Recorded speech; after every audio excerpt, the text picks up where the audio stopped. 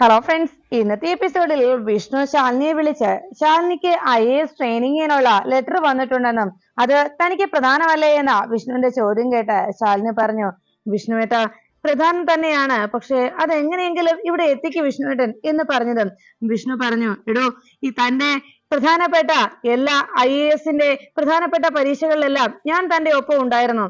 അതുപോലെ തന്നെ പ്രധാനപ്പെട്ട ഈ നിമിഷത്തിലും താൻ എന്നെ ഒഴിവാക്കാൻ നോക്കുകയാണോ എന്ന് തന്റെ കൂടെ ഞാനുള്ളത് തനിക്ക് വളരെയേറെ ധൈര്യം നൽകുന്നു എന്ന് എന്നോട് പറഞ്ഞിട്ടുള്ളതല്ലേ എന്നും വിഷ്ണു ചോദിച്ചതും ഉടനെ ശാലിനി പറഞ്ഞു, വിഷ്ണുവേട്ടാ അങ്ങനെയാണെങ്കിൽ വിഷ്ണുവേട്ടൻ വരുന്നുണ്ടോ എന്ന് ചോദിച്ചപ്പോ ശാലിനിയോട് വിഷ്ണു പറഞ്ഞു, ദേ ഒരു കാര്യം ഞാൻ പറഞ്ഞേക്കാം, താനിപ്പോ വെറുതെ എന്നെ കളി കേട്ടരുത്. എനിക്ക് തന്റെ അടുത്തേക്ക് വരണം. ഞാൻ അങ്ങോട്ട് വന്നാ താൻ അവിടെ ഇല്ല എങ്കിൽ ഞാൻ അകത്തേക്ക് അങ്ങ് കയറി വരും. പിന്നെ CCTV ഉണ്ട് മറ്റതുണ്ട് എന്നൊന്നും പറഞ്ഞ് എന്നെ നേരെ ബഹളം വെക്കരുത്.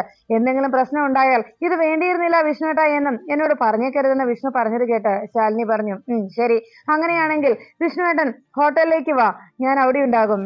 ഉടനെ വിഷ്ണു പറഞ്ഞു, എന്നാ ശരി, 2 മിനിറ്റിനുള്ളിൽ ഞാൻ അവിടേക്ക് എത്തും എന്ന് പറഞ്ഞതും ശാലിനി ചോദിച്ചു, വിഷ്ണുവേട്ടൻ പുറപ്പെട്ടു കഴിഞ്ഞോ എന്ന് ചോദിച്ചപ്പോ വിഷ്ണു പറഞ്ഞു, ഞാൻ കുറച്ച് അപ്പുറത്താ ഉള്ളത്, ഉടനെ തന്നെ ഞാൻ അങ്ങ് എത്തും എന്ന് പറഞ്ഞ് വിഷ്ണു ഫോൺ വെച്ചു.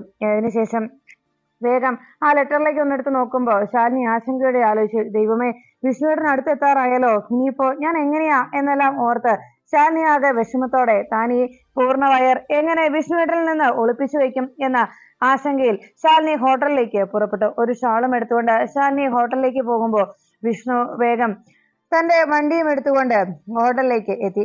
ശാലിനി ഹോട്ടലിൽ വന്ന് വിഷ്ണു വരുന്നതിനും കാത്ത് വഴിയിലേക്ക് കണ്ണു നട്ടു നിന്നു.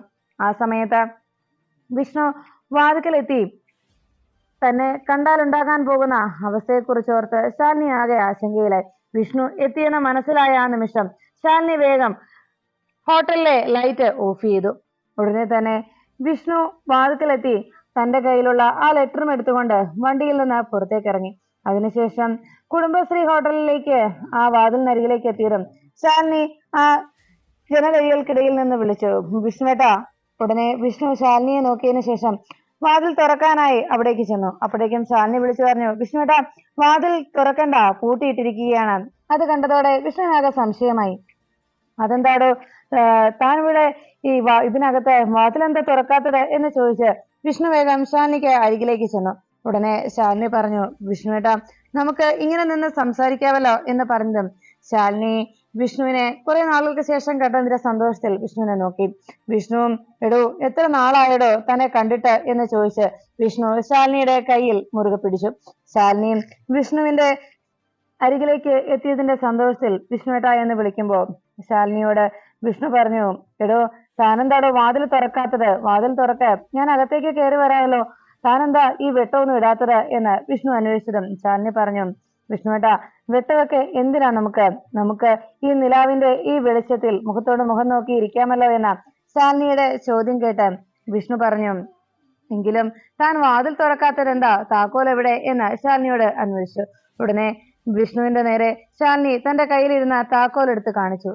താക്കോല് എന്റെ കയ്യിൽ തന്നെ ഉണ്ട് വിഷ്ണുവേട്ട എന്ന് ശാലിനിയോട് ചോദിച്ച ചോദ്യത്തിന് ശാലിനി മറുപടി നൽകി. ഉടനെ വിഷ്ണു ചോദിച്ചു, എടോ എത്ര നാളുകൾക്ക് ശേഷമാണോ തന്നെ ഞാൻ കാണുന്നത്, എന്നിട്ടും താൻ എന്താ ഇങ്ങനെ ഈ ജയിലിലൊക്കെ വന്ന് കാണുന്നത് പോലെ ഈ അഴികൾക്കപ്പുറം നമുക്കിടയിൽ ഇങ്ങനെ ഒരു മറ, അത് എന്തിനാടോ എന്ന് ശാലിനിയോട് ചോദിച്ചതും ശാലിനി ആകെ വിഷമത്തോടെ ഓർത്തു, വിഷ്ണുവേട്ടാ ഈ മറ ഞാൻ സൃഷ്ടിച്ചിരിക്കുന്നത് ഇപ്പോ മറ്റൊരു കാരണത്താലാണ് വിഷ്ണുവേട്ടാ. എനിക്ക് എന്നെ തന്നെ പേടിയായതുകൊണ്ട് ഞാൻ സ്വയം ഒരു കരിമ്പാറയാണെന്ന് കരുതി നടക്കുന്നുണ്ടെങ്കിലും വിഷ്ണുവേട്ടന് അരികിലെത്തുമ്പോ ഈ കരിമ്പാറ ആകെ അലിഞ്ഞലിഞ്ഞ് ഇല്ലാതായി തീരും. പിന്നെ വിഷ്ണുവേട്ടനിലേക്ക് ചേർന്ന് നിന്നാൽ, ആ നെഞ്ചിലേക്ക് ചേർന്ന് നിന്നാൽ ഈ ശാലിനിയുടെ ഉള്ളിലുള്ള സങ്കടങ്ങളെല്ലാം അതോടെ അവസാനിക്കും. ആ സങ്കടങ്ങളെല്ലാം പെയ്തൊഴിയും. അങ്ങനെ ഒരു സന്തോഷവും അങ്ങനെ ഒരു സാന്നിധ്യവും ഞാൻ ആഗ്രഹിക്കുന്നുമുണ്ട് വിഷ്ണുവേട്ട. പക്ഷേ ഇപ്പോ ഈ അവസ്ഥയിൽ എനിക്ക് വിഷ്ണുവേട്ടൻ അരികിലേക്ക് വരാനാകില്ല എന്ന് മനസ്സിൽ പറഞ്ഞുകൊണ്ട് എന്നോട് ക്ഷമിക്കണേ വിഷ്ണുവേട്ട എന്ന് മാപ്പ് പറഞ്ഞ് ശാലിനി വിഷ്ണുവിനെ അങ്ങനെ നോക്കി നിൽക്കുമ്പോ വിഷ്ണു ചോദിച്ചു, എടോ താനെന്തോടെ ഇങ്ങനെ ആലോചിച്ച് നിൽക്കുന്നത്, താക്കോൽ എവിടെ എന്ന് ചോദിച്ചതും വിഷ്ണു ചോദ്യം കേട്ട് ശാലിനി പറഞ്ഞു, വിഷ്ണുവേട്ടാ നമുക്കിപ്പോ ഇങ്ങനെ കണ്ടാൽ മതി, സത്യാമ്മയ്ക്ക് വാക്കു കൊടുത്തതല്ലേ എന്ന് പറഞ്ഞത്. വിഷ്ണു പറഞ്ഞു, എടോ ഇങ്ങനെ നോക്കുമ്പോ എനിക്ക് ഓർമ്മ വരുന്നത് നമുക്കിടയിലുള്ള ഈ മതിലില്ലേ, ഇത് കാണുമ്പോൾ ഞാൻ ഓർക്കുന്നത് എന്താണെന്നറിയാമോ? വിവാഹം കഴിഞ്ഞ ആദ്യ നാളുകളിൽ നമ്മൾ കിടക്കുന്ന സമയത്ത് താൻ അവിടെ തലയണ വെച്ച് അതിരുണ്ടാക്കിയത് ഓർമ്മയില്ലേ എന്ന് ചോദിച്ചപ്പോ ശാലിനി വേഗം വിഷ്ണു പറഞ്ഞ കാര്യങ്ങൾ ഓർമ്മിച്ചു. അന്ന് ശാലിനി വിഷ്ണു തന്റെ അരികിൽ വന്ന് ആ ബെഡിൽ കിടക്കുമ്പോ ഇത് അതിരാണെന്ന് പറഞ്ഞ് അത് ഓർമ്മ വേണമെന്ന് പറഞ്ഞുകൊണ്ട് വിഷ്ണുവിനെ ശാസിച്ചതായിട്ടുള്ള കാര്യങ്ങൾ ശാലിനി ഓർമ്മിച്ചു. അതോർത്ത് അങ്ങനെ നിൽക്കുമ്പോഴേക്കും വിഷ്ണു ശാലിനിയെ വിളിച്ചു. എടോ, താൻ എന്താ ഇങ്ങനെ ഓർക്കുന്നത്, ആലോചിക്കുന്നതെന്ന് പറഞ്ഞതും ശാലിനി പറഞ്ഞു, നമ്മള് എത്ര നല്ല ദിവസങ്ങളാണ് വിഷ്ണുവേട്ടാ പിണങ്ങിയും പരിഭവിച്ചും വെറുതെ പാഴാക്കി കളഞ്ഞത് അല്ലേ എന്ന് ശാലിനി സങ്കടത്തോടെ ചോദിക്കുമ്പോൾ വിഷ്ണു ശാലിനിയെ നോക്കി. എങ്കിലും അതൊക്കെ എത്ര രസകരമായ ഓർമ്മകളായിരുന്നടോ. അന്നത്തെ ആ പിണക്കത്തിനും അകൽച്ചയ്ക്കുമൊക്കെ ഒരു സുഖമുണ്ടായിരുന്നില്ലേ എന്ന് വിഷ്ണു ശാലിനിയോട് അന്വേഷിച്ചു. ശാലിനി ആകെ വിഷമത്തോടെ അങ്ങനെ നിൽക്കുകയും, ഇത്രയും ദിവസങ്ങൾ ഞാൻ കാരണം ഞാൻ അറിഞ്ഞിരുന്നില്ല വിഷ്ണുവേട്ടാ ഇതുപോലൊരു നിമിഷം നമുക്കുണ്ടാകുമെന്നും ഇതുപോലെയൊക്കെയുള്ള സങ്കടങ്ങൾ നമ്മൾ നേരിടേണ്ടി വരുമെന്നും അന്ന് ഞാൻ അറിഞ്ഞില്ലല്ലോ. എല്ലാം എന്റെ കയ്യിലെ കുഴപ്പങ്ങൾ കൊണ്ടല്ലേ എന്ന് ചോദിച്ച് ശാലിനി പൊട്ടിക്കരയുമ്പോൾ വിഷ്ണു പറഞ്ഞു, എടോ, താൻ എന്തിനാ ഇങ്ങനെ സങ്കടപ്പെടുന്നത്? അതൊക്കെ പോട്ടെ, അതൊക്കെ കഴിഞ്ഞു പോയില്ലേ. താൻ മറ്റൊരു കാര്യം ഓർക്കുന്നുണ്ടോ? ഈ കുടുംബശ്രീ ഹോട്ടലിലേക്ക് ഞാൻ ഒരു ദിവസം ഇവിടെ വന്ന് തനിക്ക് ഈ IAS വേണ്ടി പഠിക്കാനായിട്ട് ഞാൻ അന്ന് വെട്ടമുണ്ടാക്കി തന്നതും തനിക്ക് ഇരുന്ന് പഠിക്കാനുള്ള സൗകര്യം ഒരുക്കിയതുമൊക്കെ താൻ ഓർമ്മിക്കുന്നുണ്ടോ എന്ന് വിഷ്ണു ശാലിനിയോട് അന്വേഷിച്ചു.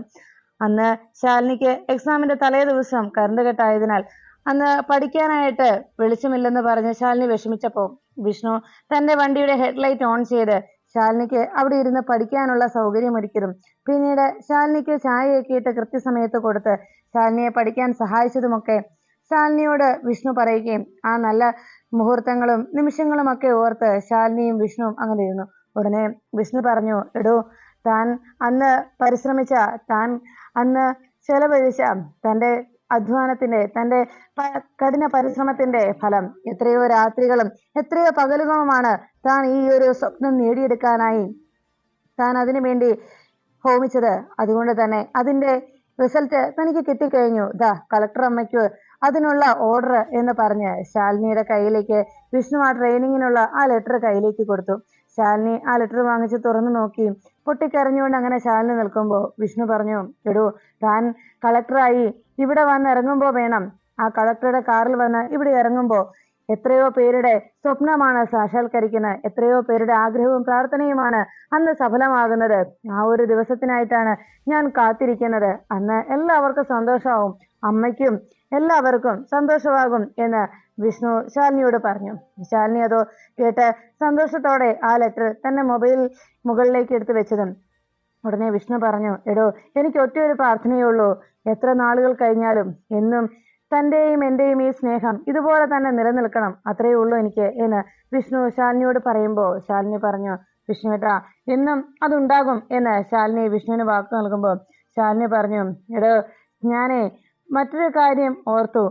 താൻ നമ്മുടെ കുഞ്ഞിനെ കുറിച്ച് ഓർമ്മിക്കാറുണ്ടോ? നമുക്കൊരു കുഞ്ഞ് ജനിച്ചാൽ ഉണ്ടാകുന്ന ആ നിമിഷത്തെക്കുറിച്ച്. പിന്നെ സാധാരണ ആളുകൾ പറയാറുണ്ടോ, എനിക്ക് ഒരു സംശയം, സാധാരണ ഭാര്യയ്ക്കും ഭർത്താവിനും ഇടയിലുള്ള സ്നേഹം ഒരു കുഞ്ഞ് വന്ന് കഴിയുമ്പോൾ ഭർത്താവിനോടുള്ള ഭാര്യയുടെ സ്നേഹത്തിൽ കുറവ് സംഭവിക്കുമെന്ന്. എന്താ അത് ശരിയാണോ എന്ന് വിഷ്ണു ശാലിനിയോട് ചോദിച്ചതും ശാലിനിയുടെ മറുപടിക്കായി വിഷ്ണു അങ്ങനെ നോക്കിയിരിക്കുമ്പോൾ ശാലിനി പറഞ്ഞു, എനിക്ക് എൻ്റെ ആദ്യത്തെ കുട്ടിയോടായിരിക്കും സ്നേഹ കൂടുതൽ എന്ന് വിഷ്ണുവിനോട് ശാലിനി മറുപടി നൽകി. അത് കേട്ടതും ശാലിനി പറഞ്ഞ മറുപടി കേട്ട് വിഷ്ണു ആകെ ഒന്നും പറയാതെ അങ്ങനെ വെറുതെ ഇങ്ങനെ മറ്റു പലയിടത്തേക്കുമായി നോക്കി ശ്രദ്ധ മാറ്റിക്കൊണ്ട് അങ്ങനെ നിൽക്കുമ്പോൾ ശാലിനി വിഷ്ണുവിന്റെ കയ്യിൽ കടന്നു പിടിച്ചിട്ട് പറഞ്ഞു, എൻ്റെ ആദ്യത്തെ കുട്ടി എൻ്റെ ഈ വിഷ്ണുവേട്ടനാണ്. ഈ വിഷ്ണുവേട്ടൻ കഴിഞ്ഞിട്ടേ മറ്റാരും ഉള്ളൂ എന്നും ഈ കുട്ടിയോടായിരിക്കും എനിക്ക് ഏറ്റവും കൂടുതൽ സ്നേഹമെന്നും ശാലിനി വിഷ്ണുവിനോട് പറയുന്നു.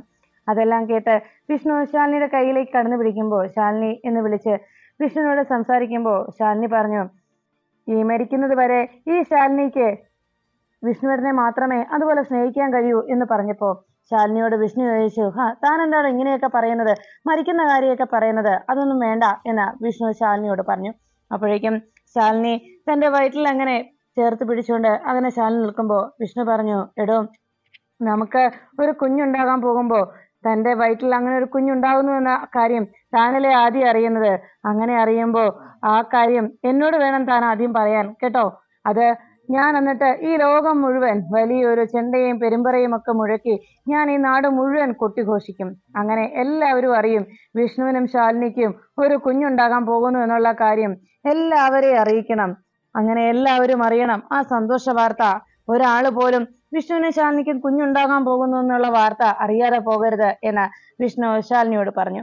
അത് കേട്ട് ശാലിനി ആകെ വിഷമത്തോടെ നോക്കുമ്പോ വിഷ്ണു പറഞ്ഞു, എടോ, അതിനുശേഷം പിന്നെയുള്ള മാസങ്ങൾ, ആ മാസങ്ങളെല്ലാം ഞാൻ തൻ്റെ കൂടെ ഉണ്ടാകും. എപ്പോഴും തനിക്ക് ഇഷ്ടമുള്ള സാധനങ്ങൾ വാങ്ങിച്ചു തന്നും നമ്മള് നല്ല പാട്ടും തനിക്ക് ഇഷ്ടമുള്ള ബുക്സ് ഒക്കെ വായിച്ച് തനിക്ക് കേൾക്കാനും കാണാനും ഇഷ്ടമുള്ള കാഴ്ചകളും പാട്ടുകളും ഒക്കെ കേട്ട് അങ്ങനെ ബാക്കിയുള്ള ദിവസങ്ങളെല്ലാം ഞാൻ തൻ്റെ കൂടെ തന്നെ ഉണ്ടാകും.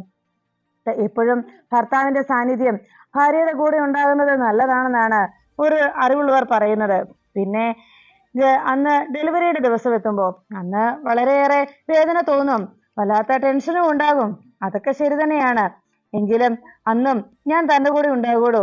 താൻ ലേബർ റൂമിലേക്ക് പോകുമ്പോഴും താൻ ലേബർ റൂമിലേക്ക് തന്നെ കയറ്റി വിടുമ്പോഴുമൊക്കെ ഞാൻ തൻ്റെ ഒപ്പം ഉണ്ടാകും. എല്ലായ്പ്പോഴും ഞാൻ തൻ്റെ കൂടെ കാണും.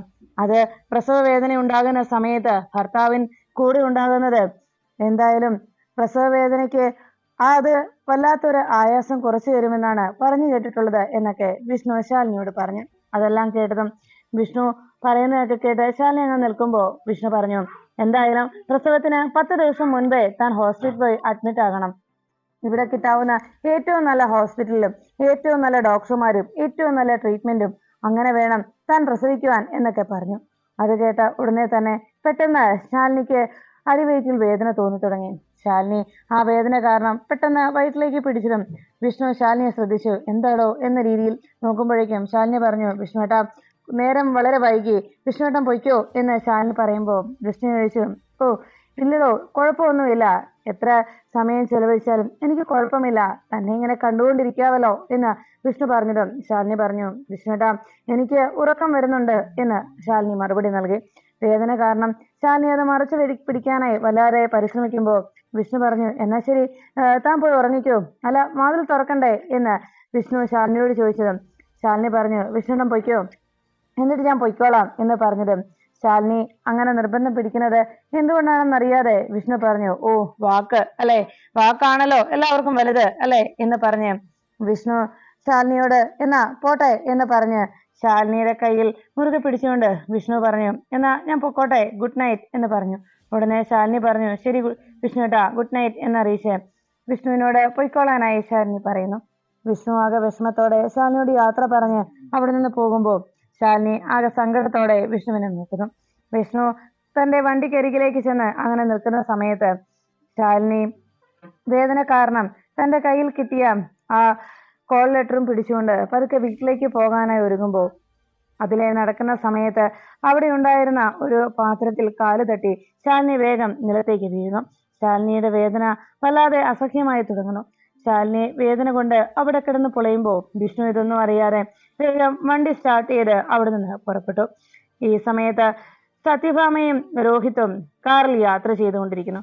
ശാലിനി വേദന കാരണം ആ കുടുംബശ്രീ ഹോട്ടലിൽ തന്നെ കിടക്കുമ്പോൾ ശാലിനിയുടെ ആ വീഴ്ചയിൽ കയ്യിലിരുന്ന മൊബൈൽ തെറിച്ചു പോവുകയും അതിൽ നിന്ന് മൊബൈൽ നിലത്ത് വീണതുകൊണ്ട് അതിലെ ഓരോ പാർട്സും ചിന്നിച്ചിതറി കിടന്നു. ഈ സമയത്ത് സത്യഭാമയും രോഹിത്തും കൂടി കുടുംബശ്രീ ഹോട്ടൽ ലക്ഷ്യം വെച്ച് വരുന്നു. ഇത്രയും വൈകിയോ ചെയ്യാവോ സത്യാമ്മ എന്ന് രോഹിത്ത് അന്വേഷിക്കുമ്പോൾ സത്യഭാമ പറഞ്ഞു, മീറ്റിംഗ് ഇത്രയും ദീർഘിക്കുമെന്ന് നമ്മൾ അറിഞ്ഞില്ലല്ലോ, എന്തായാലും മിനിസ്റ്റർ പോകാതെ നമുക്ക് ഇറങ്ങി പോരാനും കഴിയില്ലല്ലോ, അതുമല്ല പകൽ സമയത്ത് ശ്യാമയെ ഹോസ്പിറ്റലിൽ അഡ്മിറ്റ് ആക്കേണ്ടതായിരുന്നു.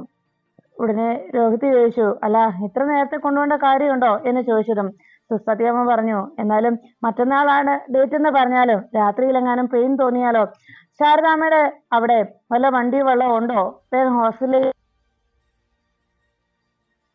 രോഗത്തിനാകെ ടെൻഷനാവുന്നു. ഈ സമയത്ത് ശാലിനി പ്രസവ വേദന കാരണം ആ ഹോട്ടൽ കുടുംബശ്രീ ഹോട്ടലിൽ ആ നിലത്ത് കിടന്ന് അമ്മയെന്ന് നിലവിളിക്കുമ്പോൾ ഇതൊന്നും അറിയാതെ ശാരദാമ്മയും ശ്യാമയും വീട്ടിൽ ശ്യാമയെ കൂട്ടിക്കൊണ്ടു പോകാനായി സത്യാമ്മ വരുന്നതിന് മുന്നൊരുക്കമായി പാടെല്ലാം വെച്ച് കെട്ടി. ഇത് കണ്ടതോടെ ശ്യാമ ചോദിച്ചു, അല്ലമ്മേ ഇപ്പൊ എന്തിനാ ഈ പാടൊക്കെ കെട്ടുന്നത് എന്ന് ചോദിച്ചതും ശാരദാമ്മ പറഞ്ഞു, ഇടി മോളെ, സത്യാമ്മ എപ്പോഴാ നിന്നെ ഹോസ്പിറ്റലിലേക്ക് കൊണ്ടുപോകാനായി വരുന്നതെന്ന് അറിയത്തില്ല എന്ന് ചോദിച്ചതും ശ്യാമ ചോദിച്ചു, അല്ല മറ്റന്നാളല്ലേ എന്റെ ഡേറ്റ് പറഞ്ഞിരിക്കുന്നത് എന്ന് ചോദിച്ചതും ശാരദാമ്മ പറഞ്ഞു, എങ്കിലും നേരത്തെ കൊണ്ടുപോകണമെന്ന് സത്യാമ്മയ്ക്ക് തോന്നിയാൽ പ്രശ്നമാവില്ലേ? അത് മാത്രമല്ല അങ്ങനെ പോകാതെ പറ്റില്ലല്ലോ എന്ന് പറഞ്ഞപ്പോ ശാരദാമ്മയോട് ശ്യാമ ചോദിച്ചു, അമ്മേ ഈ പാടും വെച്ചുകൊണ്ട് ഞാൻ എങ്ങനെയാ എന്ന് ചോദിച്ചപ്പോ ശാരദാമ്മ പറഞ്ഞു, ഇടിമോളെ നീ തനിച്ചല്ലല്ലോ, ഞാനും ഉണ്ടല്ലോ എന്ന് പറഞ്ഞപ്പോ ശ്യാമ ചോദിച്ചു, അല്ലമ്മേ കുഞ്ഞേച്ചി എന്ന് ചോദിച്ചപ്പോ അപ്പോഴാണ് ശാലിനിയെ കുറിച്ച് ചിന്തിച്ചത്. ശരിയാണല്ലോ, ഇത്രയും നേരമായിട്ട് അവളെ കണ്ടില്ലല്ലോ, അവളിത് എവിടെ പോയി എന്ന് ചോദിച്ചു. അല്ല വയറിപ്പോ ഇത്ര ആയതുകൊണ്ട് അവൾ അങ്ങനെ പുറത്തിറങ്ങാറില്ലല്ലോ എന്ന് ചോദിച്ചതും ഉടനെ തന്നെ എവിടെ പോയി എന്ന് അറിയാനായി ശാരദാമ്മ മുറിക്കകത്തെല്ലാം ചെന്ന് നോക്കി. അവിടെ എങ്ങും തന്നെ ശാലിനിയെ കാണാത്തത് കൊണ്ട് ശാരദാമ്മ വേഗം ശ്യാമയുടെ അരികിലേക്ക് എത്തി പറഞ്ഞു, അവിടെയൊന്നും ഇല്ലല്ലോ, അവിടെ ഒന്നും കാണുന്നില്ലല്ലോ അവളെ എന്ന് ചോദിച്ചു. ഉടനെ തന്നെ ശാരദാമ്മ ശാലിനി എവിടെ പോയെന്നറിയാതെ നീ കൂടി ഒന്ന് നോക്ക് എന്ന് ശ്യാമയോട് ശാരദാമ്മ പറഞ്ഞുകൊണ്ട് വേഗം പുറത്തേക്ക് ഇറങ്ങി വന്നു. ശാലിനി ഇവിടെ എങ്ങും തന്നെ ഉണ്ടാകാൻ സാധ്യതയില്ലല്ലോ എന്ന ആശങ്കയിൽ പുറത്തെല്ലാം നോക്കിയിട്ട് ഇനി എവിടെ പോയിട്ടുണ്ടാകും ശാലിനി എന്ന് സങ്കടത്തോടെ ശാരദാമ്മ നോക്കി. അപ്പോഴാണ് കുടുംബശ്രീ ഹോട്ടലിലെ ലൈറ്റ് ശാരദാമ്മ ശ്രദ്ധിച്ചത്. ഉടനെ ശാരദാമ്മ ചോദിച്ചു ശ്യാമയോട്, പുറത്തേക്ക് ഇറങ്ങി വന്ന ശ്യാമയോട് ചോദിച്ചു, എടി മോളെ ഇനിയും ഹോട്ടലിൽ എങ്ങാനും എന്ന് ചോദിച്ചതും ശ്യാമ പറഞ്ഞു, ഏയ് ഇല്ലമ്മേ, അവിടേക്കൊന്നും കുഞ്ഞേച്ചി പോകില്ല, പകൽ സമയത്ത് പോലും അവിടേക്ക് കുഞ്ഞേച്ചി പോകുന്നില്ല, പിന്നെ ഈ രാത്രിയിലോ എന്ന് ശ്യാമ ചോദിച്ചു. എങ്കിലും ശാരദാമ്മയ്ക്ക് ആകെ സംശയമായി. ശാലിനി ഈ സമയത്ത് വീട്ടിലെങ്ങും തന്നെ അവളെ കണ്ടില്ല എങ്കിൽ പിന്നീട് അവൾ എവിടെ പോയിട്ടുണ്ടാകും എന്ന ആശങ്കയോടെ ശാരദാമ്മ പുറത്തേക്ക് നോക്കി നിൽക്കുന്നു. അപ്പോഴും ശാരദാമ്മ മറ്റുള്ളവരും അറിയാതെ ശാലിനി വേദന കാരണം ആ ഹോട്ടലിൽ നിലത്ത് കിടന്ന് വേദന കൊണ്ട് പൊളയുമ്പോ അമ്മയെന്ന് വിളിച്ചുകൊണ്ട് ശാലിനി അങ്ങനെ വേദനിച്ച് അവിടെ കിടക്കുന്ന സമയത്ത് ശാരദാമ്മ മകൾ എവിടെ എന്നറിയാതെ ആകെ വിഷമത്തിലായി.